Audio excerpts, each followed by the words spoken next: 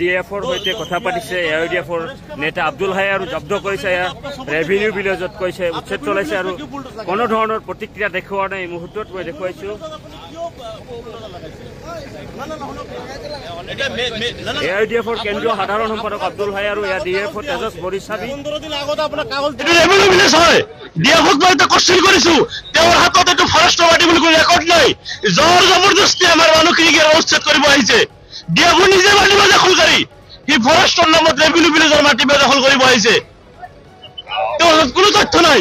এই মানুহখিনি মুছলমান মানুহ কাৰণে তেওঁলোকে আমাৰ ওপৰত অত্যাচাৰ কৰি আছে। আমি চাইডত যাম, কিন্তু ফৰেষ্টৰ মাটি বুলি আমাক ডকুমেণ্টছটো দেখালে হ'ল। আমি চাইডত যাম, আমি আপোনালোকৰ কামক বাধা নিদিওঁ, কিন্তু ফৰেষ্টৰ মাটি বুলি আমাক ডকুমেণ্টছটো দেখাওক। ডিএফও ইয়াতে উপস্থিত আছে, ডিএফও ফৰেষ্টৰ মাটি যে হয় তাৰ ডকুমেণ্টছটো দেখাওক। আমি চাইডত যাম, ডিএফও কওক না, এইটো যে ফৰেষ্টৰ মাটি হয় ডিএফৰ ডকুমেণ্টছ দেখাওক না। এইটো যে ফৰেষ্টৰ মাটি হয় ডিএফৰ ডকুমেণ্টছ দেখাওক।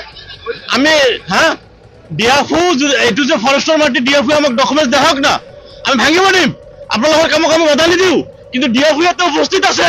এইটো যে দহিকাটা ৰিজাৰ্ভ ফৰেষ্টৰ মাটি হয় ডিএফও এইটো দেখাব লাগিব আমাক। ডিএফও এইটো প্ৰমাণ কৰক যে এইটো তেওঁৰ ফৰেষ্টৰ মাটি হয়। ডিএফও এইটো প্ৰমাণ কৰক না, তাৰপিছত আমি দেখাব, আমি আপোনালোকক কাম কৰিব দিম। ডিএফও দেখাব লাগিব। আপুনি ডিএফওক মাতক ছাৰ, ডিএফও আমাক দেখাওক যে এইটো তেওঁৰ দহিকাটা ৰিজাৰ্ভ ফৰেষ্টৰ মাটি হয় বুলি আমাক ডিএফও প্ৰমাণ দিয়ক। তাৰপিছত আপোনালোকে ইয়াতে বুলডোজ কৰক। ডিএফও প্ৰমাণ দিব লাগিব, এইটো দহিকাটা আৰএফ বুলি প্ৰমাণ দিব লাগিব। ডিএফওক আপুনি ডিএফওক কওক, তেওঁক ইষ্টাব্লিছ কৰক এইটো তেওঁৰ মাটি হয় বুলি। এইটো ডিএফৰ মাটি নহয়, এইটো ভাটিয়াপাৰা ৰেভিনিউ ভিলেজ হয়।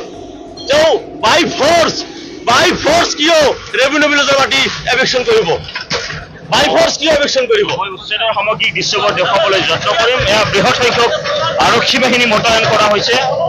মই সামগ্ৰিক দৃশ্যবোৰ দেখুৱাবলৈ যত্ন কৰিম।